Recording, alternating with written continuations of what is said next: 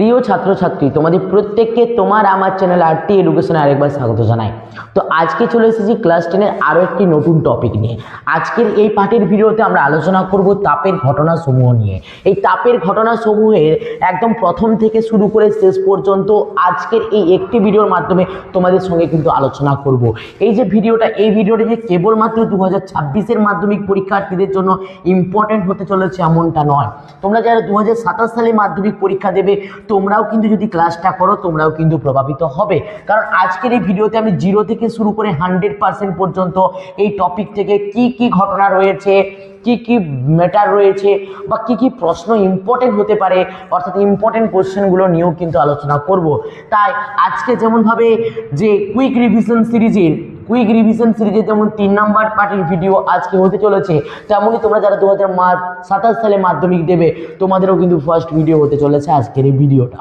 তোমরা যারা 2027 সালে মাধ্যমিক দেবে এবং আমার ক্লাস করছো, তোমরা কিন্তু অবশ্যই আমাকে একটু কমেন্ট বক্সে কমেন্ট করে জানিও, তাহলে আমি বুঝতে পারবো যে তোমরা কতজন 2027 সালের মাধ্যমিক পরীক্ষার্থী রয়েছো যারা আমার এই ক্লাস থেকে তোমরা কিন্তু মাধ্যমিকের প্রিপারেশন শুরু করছো।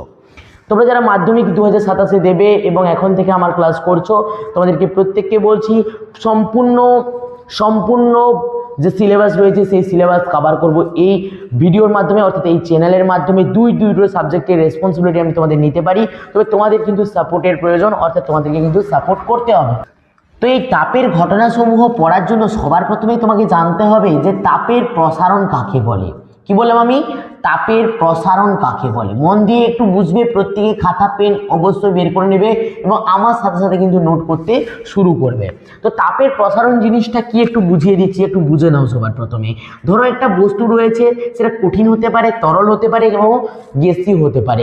পদার্থ কিন্তু 3 প্রকারের। তো এর মধ্যে তুমি কঠিন বস্তুকে যদি আইডিয়াল হিসাবে ধরে করে তোমাদেরকে বোঝায়, দেখো এই কঠিন পদার্থের আমরা জানি 3 ধরনের কিন্তু যে ডাইমেনশন সেটা আমরা লক্ষ্য করি।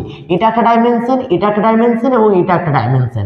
একটাকে আমরা দৈর্ঘ্য বলি, একটাকে বলি প্রস্থ, একটাকে বলি উচ্চতা। দৈর্ঘ্য, প্রস্থ এবং হচ্ছে গিয়ে উচ্চতা। আমরা প্রত্যেকে বুঝতে পারছো তো? তাহলে এবং উচ্চতা। তো এখানে দেখো, যদি আমি তাপ প্রয়োগ করি, একটা মন দিয়ে একটা জিনিস বুঝবে। ধরো এটা একটা মার্কার, এই মার্কারের উপর যদি আমি তাপ প্রয়োগ করি, এই মার্কারটা কিন্তু ধীরে ধীরে কী হবে? বৃদ্ধি পাবে এবং পরবর্তী মুহূর্তে এই যে প্লাস্টিকটা আছে সেটা কিন্তু মেল্ট হতে শুরু করবে। কিন্তু তার পূর্বে এটা কী হবে না, একটু বৃহৎ আকার ধারণ করবে। তেমনভাবে একটা কঠিন পদার্থের ওপর যদি আমি তাপ প্রয়োগ করি, এর কিন্তু প্রসারণ ঘটবে। যেমনভাবে মার্কারটা প্রসারিত হলো, তেমনভাবে কিন্তু এরও প্রসারণ ঘটবে। এই প্রসারণটা কয়ভাবে হতে পারে? এই একভাবে, এই 2 ভাবে, এই 3 ভাবে হতে পারে। অর্থাৎ দৈর্ঘ্য বরাবর হতে পারে, প্রস্থ বরাবর হতে পারে এবং উচ্চতা বরাবর হতে পারে। শুধুমাত্র যদি দৈর্ঘ্য বরাবর হয় তখন আমরা তাকে কি বলবো? যদি দৈর্ঘ্য প্রস্থ বরাবর হয় তাকে কি বলবো এবং উচ্চতা বরাবর হলে তাকে কি বলবো, সেটা তো ডিটেলসে পড়বই। তার পূর্বে আমরা জেনে নিই যে তাপের প্রসারণ কাকে বলে। না, তাপ প্রয়োগ করলে, তাপ প্রয়োগের ফলে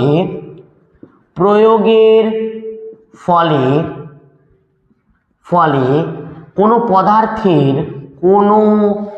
পদার্থের যে প্রসারণ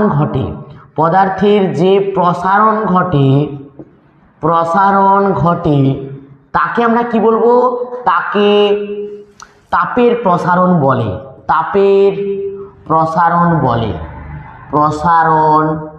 বলে। মন দিয়ে কিন্তু বুঝবে প্রত্যেকে। এই যে তাপের প্রসারণ আমাদের কিন্তু পদার্থের উপর নির্ভর করে। তাহলে তেমনভাবে আমরা জানি পদার্থকে কটি ভাগে ভাগ করা যায়? পদার্থকে টোটাল কিন্তু 3টি ভাগে ভাগ করা যায়। এক হচ্ছে কঠিন পদার্থ, 2 হচ্ছে তরল পদার্থ, আর 3 হচ্ছে গ্যাসীয় পদার্থ। তোমরা কিন্তু প্রত্যেকেই জানো যে কঠিন পদার্থ যেটা হয় সেটা কিন্তু ঘন সন্নিবিষ্ট হয়, অর্থাৎ এদের অণুগুলো পর একের পর এক কিন্তু গায়ে লেগে থাকে। এবং তরল পদার্থগুলো যেগুলো হয়, এদের মধ্যে যে অণুগুলো থাকে তারা কিন্তু একটা নির্দিষ্ট দূরত্ব কি করে? মেনটেন করে। এবং গ্যাসীয় পদার্থের ক্ষেত্রে এদের যে অণুগুলো হয় সেগুলো কিন্তু অনেকটা বেশি ডিস্টেন্স মেনটেন করে। তো এক্ষেত্রে যদি আমি একে তাপ দিই, একটু মন দিয়ে বোঝো, একে তাপ দিলাম, একে তাপ দিলাম এবং একে তাপ দিলাম, ধরো তোমাদের তোমাদের তিন প্রকারের তোমরা বন্ধু রয়েছে। একটা হচ্ছে গিয়ে তোমাদের খুব ক্লোজ ফ্রেন্ড, যাকে আমরা বেস্ট ফ্রেন্ড বলি। তারপরে একটা মিডিয়াম রেঞ্জের ফ্রেন্ড, আর একটা হচ্ছে খুব দূরবর্তী ফ্রেন্ড। তিন ধরনের বন্ধু তোমার রয়েছে। তোমার বেস্ট ফ্রেন্ডের সামনে এসে একজন যদি তোমার নামে উল্টাপাল্টা কথা বলে, সে কি বিশ্বাস করবে না তোমার সাথে বন্ধুত্বটা খারাপ করবে?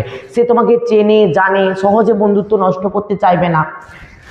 একইভাবে যদি আমি মিডিয়াম ক্যাটাগরির বন্ধু অর্থাৎ তরলের সাথে গল্প বলি, তাহলে তোমার যদি মিডিয়াম ক্যাটাগরির বন্ধু হয়, তার সামনে যদি দু চারটা খারাপ কথা বলে, তারা কিন্তু তোমাকে একটু হলেও ইগনোর করার কিন্তু প্রচেষ্টা বা চেষ্টা করবে। এবং যারা দূরের বন্ধু, মাঝে মধ্যে একদিন দুদিন কথা হয়, তার সামনে যদি তোমার নামে দু চারটা খারাপ কথা বলে, তারা তোমার সাথে কোনো সম্পর্কই রাখতে চাইবে না। একইভাবে যত কাছাকাছি থাকবে, একে যত হিট দিই না কেন, এদের মধ্যে যে প্রসারণটা সেটা কিন্তু খুব অল্প পরিমাণে হবে। যত দূরত্ব বাড়বে, প্রসারণের পরিমাণ তত কিন্তু বৃদ্ধি পাবে। তা তোমাকে যদি একইভাবে জিজ্ঞাসা করা হয় যে তাপের প্রসারণ পদার্থের উপর কিভাবে নির্ভরশীল, তুমি বলবে তাপের প্রসারণ সব থেকে বেশি লক্ষ্য করা যায় গ্যাসের ক্ষেত্রে, তারপরে লক্ষ্য করা যায় লিকুইডের ক্ষেত্রে, এবং তারপরে লক্ষ্য করা যায় সলিডের ক্ষেত্রে। অর্থাৎ সলিডের ক্ষেত্রে তাপের প্রসারণ সব থেকে কম, এবং গ্যাসিয়াসের ক্ষেত্রে তাপের প্রসারণ কিন্তু সবচাইতে বেশি হয়। এরপরে বিষয়টা হচ্ছে গিয়ে, তাহলে আমরা জানলাম যে তাপের প্রসারণ কিন্তু তিন প্রকারের পদার্থের উপরে লক্ষ্য করা যায়। তাহলে এরপরে আমাদেরকে জানতে হবে যে এই কঠিন পদার্থ, তরল পদার্থ এবং গ্যাসীয় পদার্থের ক্ষেত্রে কোন কোন ধরনের প্রসারণ লক্ষ্য করা যায়। তাহলে সবার প্রথমে আমরা যে পয়েন্টটা করব, তার নাম হচ্ছে কঠিন পদার্থের তাপীয় প্রসারণ। কি লিখব? কঠিন পদার্থের তাপীয় প্রসারণ। তাপীয় প্রসারণ। তোমরা যদি বুঝতে না পারো, অবশ্যই আমাকে কমেন্ট বক্সে কমেন্ট করে জানিও। আর যদি বুঝতে পারো তো অবশ্যই কিন্তু প্রত্যেকে একটা করে লাইক করে দিও, কেমন? তো দেখো, কঠিন পদার্থের এই যে প্রসারণ, এই প্রসারণের ক্ষেত্রে আমি তোমাদেরকে কিন্তু এর প্রসারণ এবং এর প্রসারণ, তিনজনের প্রসারণে কিন্তু একবারে আমি আলোচনা এই মুহূর্তে করে দেব। তো দেখো, একটা কঠিন পদার্থের ক্ষেত্রে আমি তোমাদেরকে বলেছিলাম তিনটা ডাইমেনশন লক্ষ্য করা যায়। একটা দৈর্ঘ্য বরাবর, একটা প্রস্থ বরাবর এবং একটা উচ্চতা বরাবর। তো যদি দৈর্ঘ্য বরাবর যে প্রসারণটা হয়, এটাকে দৈর্ঘ্য ধরলে আইডিয়ালি প্রত্যেকটাকে দৈর্ঘ্যই ধরা হয়। ধরো আমরা কিউব নিলাম, তার প্রত্যেকের মান কিন্তু সমান আমরা ধরে নেব। তো সেক্ষেত্রে আমরা যদি বলি দৈর্ঘ্য বরাবর, প্রস্থ বরাবর এবং উচ্চতা বরাবর যদি দৈর্ঘ্য বরাবর বৃদ্ধি পায়, তাকে দৈর্ঘ্য প্রসারণ বলে। দৈর্ঘ্য প্রসারণ, বা এটার নাম হচ্ছে রৈখিক প্রসারণও বলা হয়। রৈখিক প্রসারণও কিন্তু বলা হয়। একই সাথে আমি এর সংজ্ঞাটা তোমাদের সঙ্গে আলোচনা করে দিই। দৈর্ঘ্য প্রসারণ কাকে বলে না, তাপ প্রয়োগের ফলে কোনো কঠিন পদার্থের দৈর্ঘ্য বরাবর প্রসারিত হওয়াকেই বলা হয় তার দৈর্ঘ্য প্রসারণ। কি বললাম? দৈর্ঘ্য বরাবর প্রসারিত হওয়ার ঘটনাকে আমরা কি বলবো না, দৈর্ঘ্য প্রসারণ বলবো। 2 নম্বরে দেখো, দৈর্ঘ্য প্রসারণটাই কিন্তু আলটিমেটলি প্রস্থ প্রসারণ এবং উচ্চতা প্রসারণ। তোমরা কিন্তু গুলিয়ে ফেলবে না যে দৈর্ঘ্য প্রসারণ মানে দৈর্ঘ্য বরাবরই একটা দিকে বৃদ্ধি পাওয়াটাকে দৈর্ঘ্য প্রসারণ বলা হয়। মোট কথা মনে রাখবে, যদি একই সাথে দুটা দিকে বৃদ্ধি পায়, অর্থাৎ দৈর্ঘ্য এবং প্রস্থ বরাবর যদি বৃদ্ধি পায়, কোনো ঘনবস্তুর ক্ষেত্রে আমরা যদি দৈর্ঘ্য গুণিত প্রস্থ করি, তার নাম কি হয়ে যায়? তার নাম হয়ে যায় ক্ষেত্রফল। তাহলে সেটাকে আমরা কি বলবো? ক্ষেত্রফল প্রসারণ বলবো। কি বলবো? ক্ষেত্রফল প্রসারণ। ওকে। এবং 3 নাম্বার পয়েন্ট দেখো, যদি দৈর্ঘ্য, প্রস্থ এবং উচ্চতা একই সাথে পরিবর্তিত হয় বা পরিবর্তনশীল হয়, তখন আমরা তাকে বলবো আয়তন প্রসারণ। কি বলবো? আয়তন প্রসারণ। আমি আশা রাখি তোমরা কিন্তু বুঝতে পারছো। যদি বুঝতে পারো অবশ্যই আমাকে কিন্তু কমেন্ট বক্সে কমেন্ট করে জানিও। এরপর দেখো, একই রকমভাবে আমি তোমাদেরকে তরলের সঙ্গে আলোচনা করি না। তরলের যদি তাপীয় প্রসারণের কথা বলি, তরলের তাপীয় প্রসারণ তরলে তাপীয় প্রসারণ। আচ্ছা বলো তো কোন, এই যেমন কঠিন বস্তুর ক্ষেত্রে আমি বললাম তার একটা দৈর্ঘ্য আছে, একটা প্রস্থ আছে এবং একটা উচ্চতা আছে। কোনো তরল পদার্থের ক্ষেত্রে শুনেছো যে 1 লিটার জলের দৈর্ঘ্য এত, 2 লিটার জলের দৈর্ঘ্য এত, এত উচ্চতা, এগুলো কোনোদিন শুনেছো? আইডিয়ালি কোনোদিন কিন্তু তরল পদার্থের বা গ্যাসীয় পদার্থের ক্ষেত্রে কিন্তু আমরা দৈর্ঘ্য প্রস্থ কিন্তু মেজার করতে পারি না। যে পাত্রে রাখা হয় সেই পাত্রের কিন্তু আকারটা তারা কিন্তু দখল করে নেয়। তো সেক্ষেত্রে আমরা যদি বলি, তার মানে এই দৈর্ঘ্য এবং ক্ষেত্রফলের যে গল্পটা আছে সেই গল্প কিন্তু আমার তরলের ক্ষেত্রেও প্রযোজ্য হবে না এবং গ্যাসীয়র ক্ষেত্রেও কিন্তু প্রযোজ্য হবে না। তাহলে এদের দুজনের ক্ষেত্রে আমি লিখে দিচ্ছি, দুজনের ক্ষেত্রে এখানে লিখে দিই আরেকজন ব্যক্তির নাম, তার নাম আমি কি বললাম? গ্যাসীয়। কি বললাম? গ্যাসীয় পদার্থের তাপীয় প্রসারণ।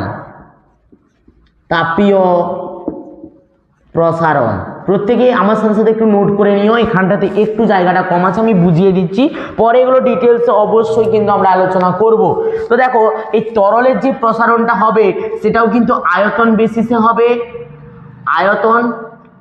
আয়তন প্রসারণ হবে এবং গ্যাসিয়াসেরও কি হবে?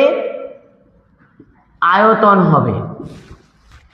তো দেখো, তো এই যে আয়তন প্রসারণ আমি বললাম না, তরলের ক্ষেত্রে আয়তন প্রসারণকে আবার দুটি ভাগে ভাগ করা যায়। কি বললাম? তরলের ক্ষেত্রে এই আয়তন প্রসারণটাকে কটি ভাগে ভাগ করা যায় একটু মন দিয়ে বুঝবে। এখানে আমি স্টার দিয়ে লিখে দিচ্ছি, 2 প্রকারের প্রসারণ কিন্তু তরলের ক্ষেত্রে লক্ষ্য করা যায় এবং গ্যাসিয়াসেরও ক্ষেত্রে কিন্তু 2 প্রকারের কিন্তু লক্ষ্য করা যায়। দুটো কি কি না, এর হচ্ছে একটা প্রকৃত প্রসারণ, একটা হচ্ছে প্রকৃত প্রসারণ, আর 2 নাম্বার হচ্ছে আপাত প্রসারণ। আপাত প্রসারণ আমি একটু পরে ডিটেলস আমি তোমাদেরকে বুঝিয়ে দেব যে তরলের ক্ষেত্রে প্রকৃত প্রসারণ জিনিসটা কি এবং আপাত প্রসারণ জিনিসটা কি। একইভাবে যদি আমি গ্যাসীয় পদার্থের কথা বলি, একটু মন দিয়ে বুঝবে।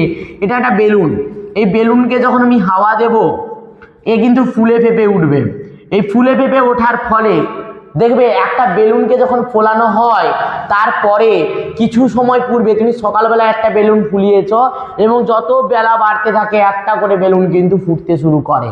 তো এখানে মনে রাখবে এই যে বেলুন, এই বেলুনের মধ্যে একটা নির্দিষ্ট পরিমাণ বায়ু কিন্তু এখানে অবস্থান করে। যেমনটা বলেছিলাম গ্যাসিয়াস অণুর ক্ষেত্রে কিন্তু অণুগুলো একটু ছড়িয়ে ছিটিয়ে থাকে।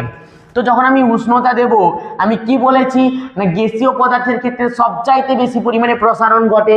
তাহলে এবং প্রসারণ যখন ঘটবে তখন এই যে জায়গাটা আছে এই জায়গায় এই বেলুনের গায়ের ওপরে কি করবে? একটা চাপ প্রয়োগ করবে এবং আয়তনটা বৃদ্ধি করার প্রচেষ্টা করবে। কারণ গ্যাসকে যদি তুমি একটা নির্দিষ্ট পাত্রে না রাখো তাহলে কিন্তু কি হবে না, তার প্রসারণটা তুমি লক্ষ্য করতে পারবে না। কারণ গ্যাসকে যদি তুমি হাওয়ায় ছেড়ে দাও গ্যাস কিন্তু পুরোটাই কিন্তু মিলিয়ে যাবে, তুমি কিন্তু গ্যাসকে আর খুঁজে পাবে না। তো সেই ক্ষেত্রে আমরা কি বলবো না, যে পাত্রে রাখা আছে সেই পাত্রের দেওয়ালের উপরে একটা প্রেসার প্রয়োগ করবে এবং তার আয়তনটা কিন্তু বৃদ্ধি পাবে। তো এই ক্ষেত্রে এই 2 ধরনের প্রসারণ লক্ষ্য করা যায়। এক হচ্ছে আয়তন প্রসারণ,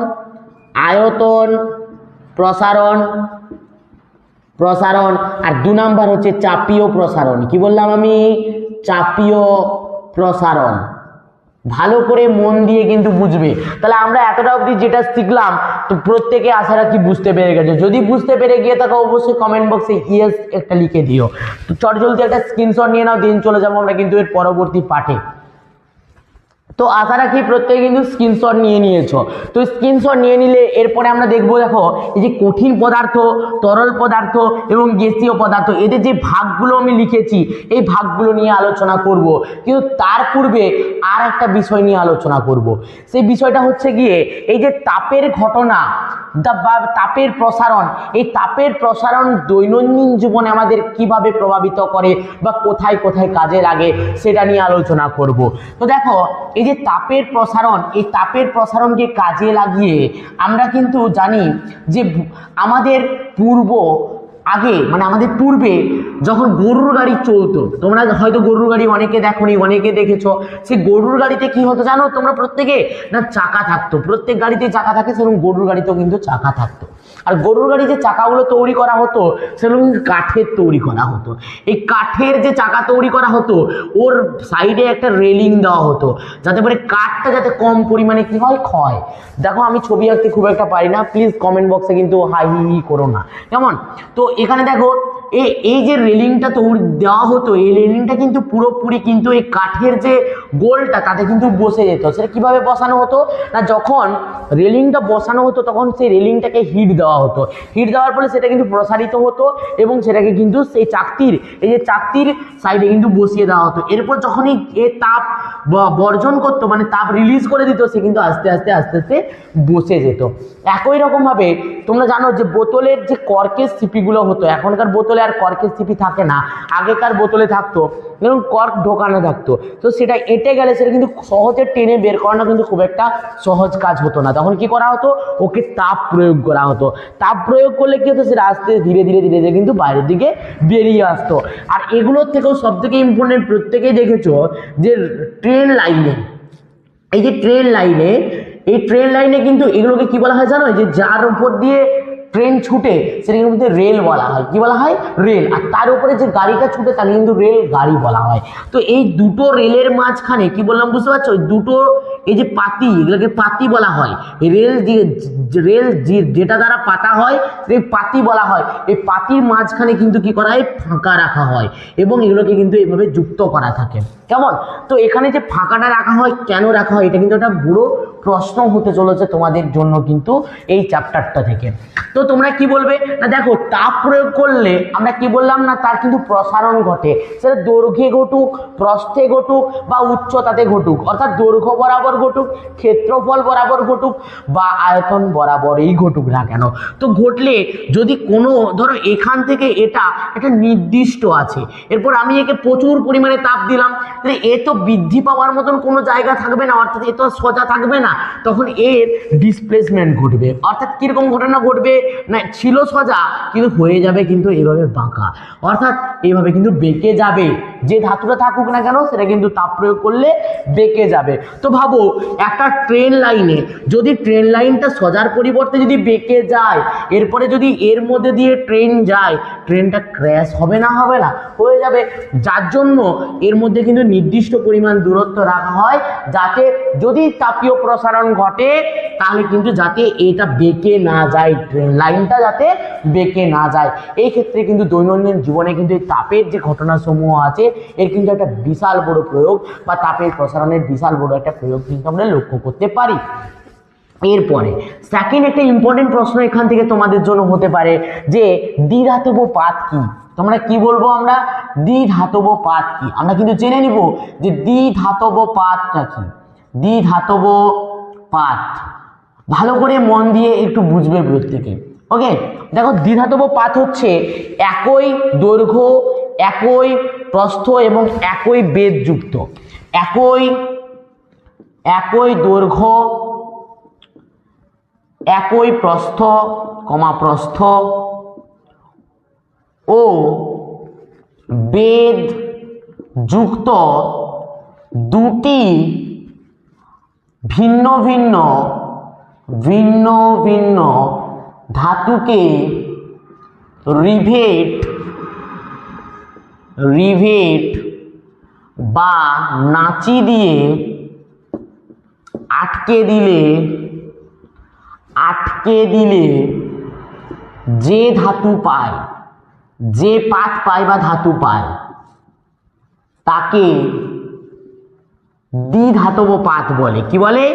দ্বিধাতব পাত বলে। মন দিয়ে একটু বুঝবে, কেমন?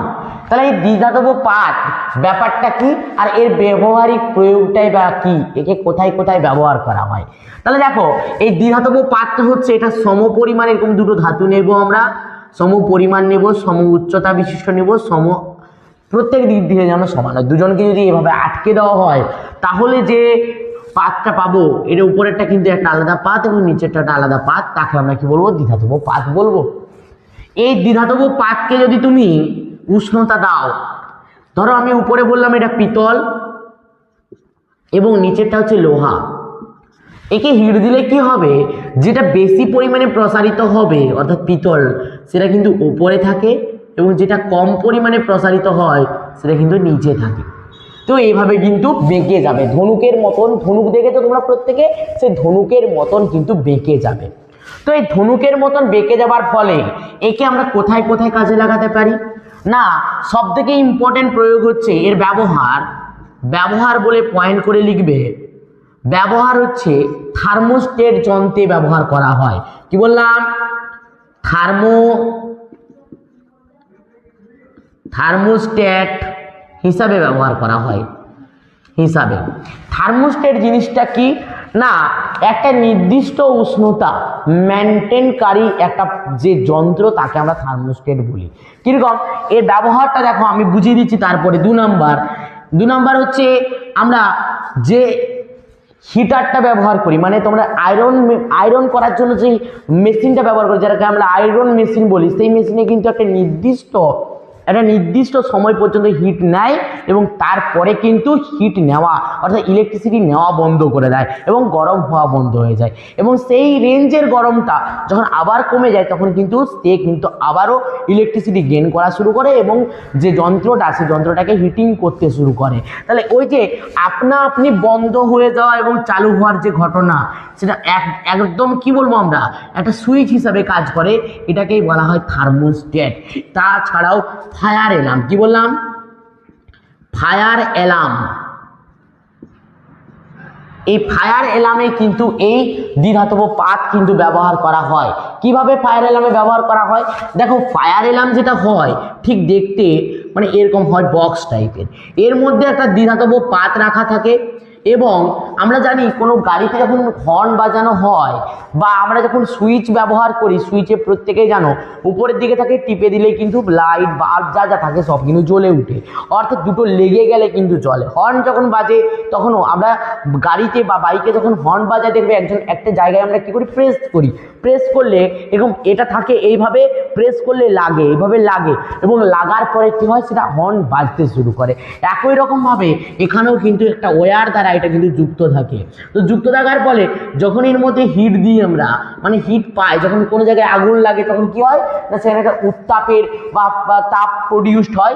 সেখানে কি হয় মানে এই যে দ্বিধাতব পাতটা আছে, এটা কিন্তু আমি বললাম তোমাদেরকে একটু আগে, এটা কিন্তু কি হবে, তাপ পেলে কি হয়, বেঁকে যায় ধনুকের মতো এবং বেঁকে যাওয়ার ফলে এসে কিন্তু এখানে কিন্তু মিলিত হয় এবং মিলিত হলে কি হয় না, এই ফায়ার অ্যালার্মটা কিন্তু বাজতে শুরু করে এবং যতক্ষণ পর্যন্ত না হিট সরে যাবে এবং এটা নর্মাল পজিশনে ফিরবে ততক্ষণ পর্যন্ত কিন্তু অ্যালার্মটা বাজতেই থাকে।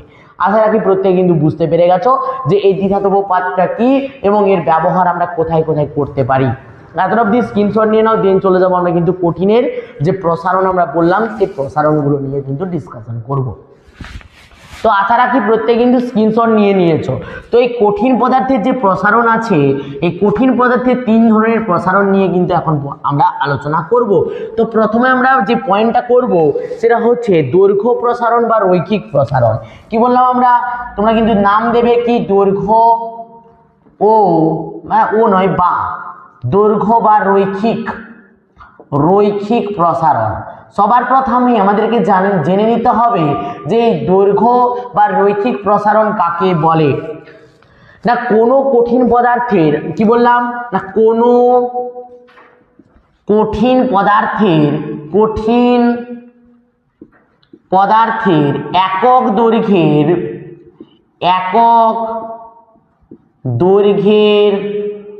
ওপর একক উষ্ণতা বৃদ্ধি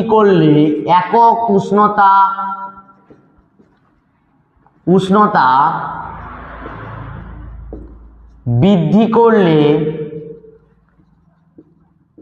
দৈর্ঘ্যের যে প্রসারণ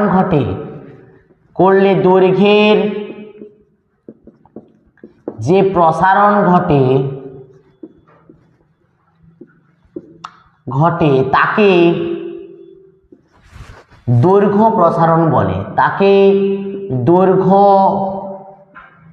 প্রসারণ গুণাঙ্ক বলে। এখানে একটু পয়েন্টটা লিখতে ভুল করেছি, এটাকে দৈর্ঘ্য প্রসারণ গুণাঙ্ক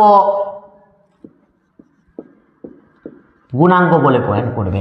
তো এই দৈর্ঘ্য প্রসারণ গুণাঙ্কের গাণিতিক রূপটা কি না, দেখো এই কথাটার অর্থটা বুঝো না। এটা একটা কঠিন পদার্থ, একে তাপ দিলে ধরো এটা একটা টেম্পারেচার ছিল T1 এবং পরবর্তী মুহূর্তে মানে সেই মুহূর্তে এর লেন্থটা ছিল L1।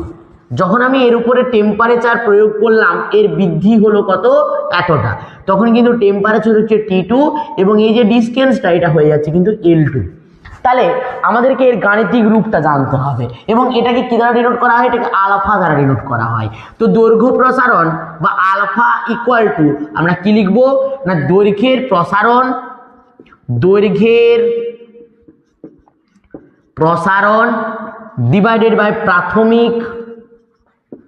প্রাথমিক দৈর্ঘ্য ইনটু উষ্ণতার পরিবর্তন।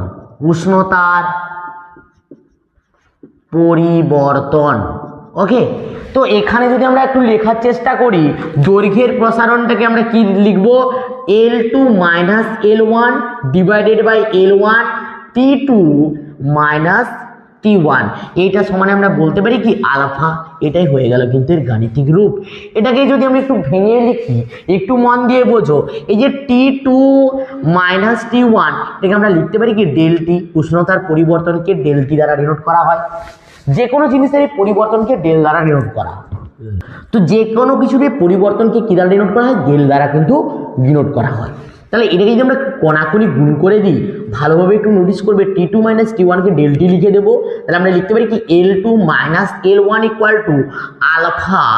এই যে এটাকে যদি লিখি আলফা, তারপরে আমরা কি লিখবো L1 ডেল টি লিখতে পারবো। তাহলে কিরকম ভাবে দেখো, আমরা L2 ইকুয়াল টু কি লিখতে পারবো, L2 ইকুয়াল টু, আমরা এই জায়গাটা একটু বুঝে নাও, L2 ইকুয়াল টু একটু প্লাস আকারে ওইদিকে চলে যাবে, মানে L1 plus alpha L1 del T লিখতে পারবো। যদি লিখতে পারি তো এখানে L1 দেখো কমন চলে যাবে, তাহলে কে রইবে 1 প্লাস আলফা ডেল টি পড়ে থাকবে। তাহলে এটা হয়ে গেল কিন্তু L2 সমান, এটাকে একটু 1 নাম্বার সমীকরণ দিয়ে রাখো, পরে কাজে লাগবে। এক্ষেত্রে আমি বলে রাখি আর দুটো জিনিস খুবই গুরুত্বপূর্ণ। আমি এখানে কয়েকটি জিনিস লিখবো, তার জন্য জায়গাটা ফাঁকা রাখলাম। তোমরা কিন্তু মনে রাখবে সবার প্রথমে একক। কি মনে রাখবে, এককটা কয় ভাবে মনে রাখবে, 3 ভাগে। একটা হচ্ছে SI, একটা হচ্ছে CGS, আর একটা হচ্ছে FPS। তো SI পদ্ধতিতে এর একক কি, CGS পদ্ধতিতে একক কি এবং FPS পদ্ধতিতে বা এর একক কি। SI পদ্ধতিতে এর একক হচ্ছে কেলভিন ইনভার্স, ওকে। CGS পদ্ধতি ডিগ্রি সেন্টিগ্রেড ইনভার্স এবং FPS হচ্ছে ডিগ্রি ফারেনহাইট ইনভার্স। এটা কিন্তু এদের ইউনিট এবং এদের প্রত্যেকের তুমি আরেকটা জিনিস মনে রাখবে, এদের হচ্ছে গিয়ে মাত্রা মনে রাখবে। কি মনে রাখবে, মাত্রা মনে রাখবে। মাত্রা হচ্ছে এদের থিটা ইনভার্স। কি বললাম আমি, থিটা ইনভার্স হচ্ছে এদের মাত্রা। এই 3টা জিনিস কিন্তু একটু মনে রেখে দিও। এমনকি আমরা যদি এরপরে 2 নম্বরে আমরা যদি বলি না ক্ষেত্রফল প্রসারণ গুণাঙ্ক, মন দিয়ে একটু বুঝবে শুধুমাত্র, আর কিচ্ছু না। তো ক্ষেত্রফল প্রসারণ গুণাঙ্ককে যদি আমরা সংজ্ঞায় লিখি, তাহলে এখানটাতে পরিবর্তন কি ঘটবে, এই দৈর্ঘ্য আর এই দৈর্ঘ্য, এই 3টাকে বাদ দিয়ে এই জায়গায় ক্ষেত্রফল লিখবে। কি লিখবে না, কোনো কঠিন পদার্থের একক ক্ষেত্রফলের ওপর একক উষ্ণতা বৃদ্ধি করলে ক্ষেত্রফলের যে প্রসারণ ঘটে তাকে ক্ষেত্রফল প্রসারণ গুণাঙ্ক বলে। ক্লিয়ার? প্রত্যেকে একটা সংজ্ঞা মুখস্থ করলেই হবে এবং এটাকে বিটা দ্বারা ডিনোট করা হয়। কি দ্বারা ডিনোট করা হয়, বিটা দ্বারা ডিনোট করা হয়। তাহলে কি বললাম আমি আরেকবার বলি, কোনো কঠিন পদার্থের একক ক্ষেত্রফলের ওপর একক উষ্ণতা বৃদ্ধি করলে ক্ষেত্রফলের যে প্রসারণ ঘটে তাকে ক্ষেত্রফল প্রসারণ গুণাঙ্ক বলে এবং এটাকে বিটা দ্বারা ডিনোট করা হয়। এবং ক্ষেত্রফল অর্থাৎ দৈর্ঘ্য এবং প্রস্থ বরাবর যেটা বৃদ্ধি পাবে, আমরা সাপোজ এটাকে ধরলাম S1 এবং S2। কি বললাম আমি, S1 এবং S2। তাহলে এই যে বিটা সমান আমরা কি লিখতে পারবো না, এখানে তখন এটা হয়ে যাবে ক্ষেত্রফল প্রসারণ, প্রত্যেকটা জায়গায় দৈর্ঘ্যের পরিবর্তে হয়ে যাবে ক্ষেত্রফল। তাহলে আমরা S2 minus S1 divided by S1 T2 minus T1 বলতে পারবো, এটা সমানে বিটা। আচ্ছা, এই জায়গায় যদি আমরা একটু কাজ করি, ভালোভাবে নোটিস করো, এই জায়গায় এটা এস, এটাকে S2, এটাকে S1, আর এটাকে যদি আমি আলফার পরিবর্তে বিটা লিখে দিই, তাহলে এই ইকুয়েশনটা ওইভাবে লেখা যাবে। কি লিখবো না, S2 ইকুয়াল টু S1, মন দিয়ে বুঝবে, S2 ইকুয়াল টু S1, তারপরে কি, তারপরে আমরা লিখবো 1 প্লাস বিটা ডেলটি, লিখতে পারবো। এটাকে একটু 2 নাম্বার সমীকরণ দিয়ে দিও। একই রকম ভাবে আমরা যদি ইউনিটের কথা বলি, ক্ষেত্রফল প্রসারণ গুণাঙ্কেরও ইউনিট এটা, এটা, এটা এবং মাত্রা হচ্ছে এটা। ওকে, প্রত্যেকে বুঝতে পেরে গেছো। এরপরে চলো 3 নাম্বার পয়েন্ট, আয়তন প্রসারণ গুণাঙ্ক। কার ক্ষেত্রে পড়ছি আমরা? প্রত্যেকটা কঠিন পদার্থের ক্ষেত্রে পড়ছি। তাহলে আয়তন প্রসারণ গুণাঙ্ক। ওকে, এটাকে কি দ্বারা ডিনোট করা হয়? এটাকে গামা দ্বারা ডিনোট করা হয়। কি দ্বারা ডিনোট করা হয়? গামা দ্বারা। তাহলে একই রকম ভাবে আমরা যখন আয়তন প্রসারণের কথা বলবো, এই দৈর্ঘ্যর পরিবর্তে কোনো কঠিন পদার্থের একক আয়তনের ওপর একক উষ্ণতা বৃদ্ধি করলে আয়তনের যে প্রসারণ ঘটে তাকে আমরা আয়তন প্রসারণ গুণাঙ্ক বলবো। তাকে আমরা কি বলবো? আয়তন প্রসারণ গুণাঙ্ক বলবো। এবং আয়তন প্রসারণ গুণাঙ্ককে, অর্থাৎ আয়তনটাকে যদি আমি V1 এবং V2 দ্বারা ডিনোট করি, তাহলে এই গুণাঙ্ক সমান আমরা কি লিখতে পারবো? আমরা লিখতে পারবো কি, V2 minus V1 divided by V1 T2 minus T1, এটা লিখতে পারবো। তাহলে আমরা এখান থেকে লিখতে পারবো কি, যে V2 equals to V1 1 plus gamma delta. লিখতে পারবো না পারবো নি বলো? এটাকে দিয়ে দাও কিন্তু 3 নাম্বার সমীকরণ। আশা রাখি প্রত্যেকে বুঝতে পেরে গেছো। একই রকম ভাবে আয়তন প্রসারণ গুণাঙ্কেরও একক কিন্তু এটাই এবং মাত্রাও কিন্তু এটাই। এরপরে তোমাকে একটা বিষয় জানতে হবে যে এই আলফা, বিটা এবং গামার মধ্যে কি সম্পর্ক রয়েছে। না, আলফা, বিটা এবং গামার মধ্যে সম্পর্কটা প্রত্যেকটা বইয়ে লেখা আছে, কিন্তু সেই সম্পর্কটা এলো কোথা থেকে এটা কিন্তু লেখা নেই। তাহলে আমি তোমাদেরকে কিভাবে সম্পর্কটা এলো সেটাও আলোচনা করব, এবং তার সাথে কিন্তু আমরা সম্পর্কটা রয়েছে কি সেটাও কিন্তু লিখে দেবো। তার পূর্বে এটা একটা চটজলদি কিন্তু একটা স্ক্রিনশট নিয়ে নাও। তো আশা রাখবো প্রত্যেকে কিন্তু চটজলদি একটা স্ক্রিনশট নিয়ে নিয়েছো। তো এরপরে দেখো, আমরা কিন্তু এই মুহূর্তে দাঁড়িয়ে তোমাদের সিলেবাসে যেহেতু রিলেশনটা নেই, তো আমি কিন্তু রিলেশনটা এই মুহূর্তে কিন্তু লেখাতে চাইছি না। তোমাদের যদি জানার ইচ্ছা থাকে 2027 তোমরা যারা মাধ্যমিক দেবে, 26-এর জন্য নয়, 27-এ যারা তোমরা মাধ্যমিক দেবে তারা কিন্তু আমাকে অবশ্যই কমেন্টে জানিও, তোমাদেরকে কিন্তু জানিয়ে দেবো। তো শুধুমাত্র আমি কিন্তু সম্পর্কটা লিখছি, আলফা, বিটা এবং গামা এর মধ্যে সম্পর্ক। এর মধ্যে কি? এর মধ্যে সম্পর্ক। ওকে, তাহলে দেখো সম্পর্কটা কি। সম্পর্কটা হচ্ছে আলফা সমানে হচ্ছে বিটা বাই 2 সমানে হচ্ছে গিয়ে গামা বাই 3। এটা হচ্ছে গিয়ে সম্পর্ক। তার মানে আমরা লিখতে পারি কি, alpha is to beta is to gamma সমানে 1:2:3। এটা কিন্তু আমাদের সম্পর্ক হলো গিয়ে আলফা, বিটা এবং গামার মধ্যে। এরপরে বিষয়টা হচ্ছে গিয়ে, এটা গেল কিন্তু কঠিন পদার্থের প্রসারণ। এরপরে আমরা চলে আসবো তরল পদার্থের প্রসারণ। এখানেই আসবে 2 ধরনের প্রসারণের কথা। একটা সবার প্রথমে আমরা বলবো আপাত প্রসারণ। কি বলবো? আপাত প্রসারণ। মন দিয়ে প্রত্যেকে একটু বুঝবে তরল পদার্থের আপাত প্রসারণ জিনিসটা কি। না, তরল পদার্থের আপাত প্রসারণ ব্যাপারটা হলো, দেখো তরল পদার্থ একটা পাত্রে যদি আমি তরল পদার্থ রাখি, এই তরল পদার্থকে যখন আমি হিট দেব, এই তরল পদার্থ কিন্তু আয়তনে বৃদ্ধি পাবে, অর্থাৎ তার উচ্চতা কিন্তু ধীরে ধীরে বৃদ্ধি পাবে।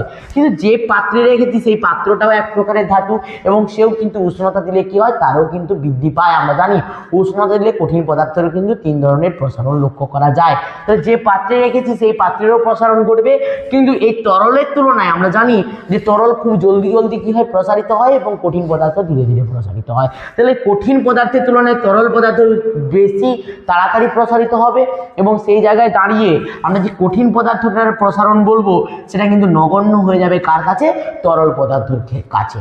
তো সেক্ষেত্রে কেবলমাত্র এই তরল পদার্থের প্রসারণটাকেই কিন্তু আমরা পরীক্ষার খাতায় লিখব বা যে কোনো জায়গায় মেজার কিন্তু করা হয়। তো সেক্ষেত্রে এই শুধুমাত্র তরলের যে প্রসারণটা ঘটে, এই প্রসারণটাকে যদি মেজার করি আমরা, সেটাকে আমরা কি বলবো? আপাত প্রসারণ বলবো। কি বলবো? আপাত প্রসারণ বলবো। প্রত্যেকে কিন্তু সংজ্ঞাটা একটু বুঝে নিও। আর হচ্ছে প্রকৃত প্রসারণ কোনটা? তো প্রকৃত প্রসারণ কোনটা না, প্রকৃত প্রসারণ হলো সেটা যদি আপাত প্রসারণের সাথে, কি বললাম, আপাত প্রসারণের সাথে মানে যোগ করে দিই কার না, এই যে পাত্রটা সেই পাত্রের প্রসারণ মানে কোনো কঠিন পদার্থের প্রসারণটাকে যদি তার সঙ্গে যোগ করে দিই সেটা হয়ে যাবে কিন্তু তাদের পাত্রের প্রসারণ।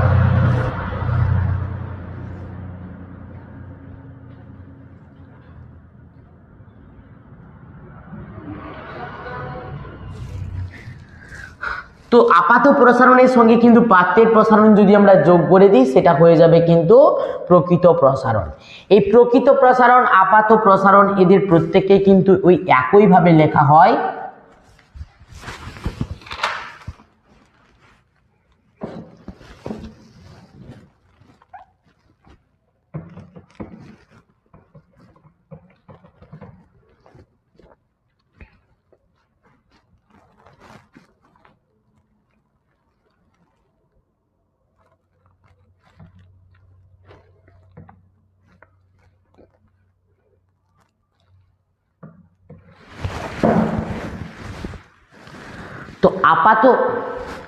তো এই আপাত প্রসারণ এবং প্রকৃত প্রসারণকেও কিন্তু একইভাবে লেখা যায়, এদের ইউনিটও কিন্তু সেম এবং এদের কিন্তু মাত্রাও কিন্তু সেম হয়।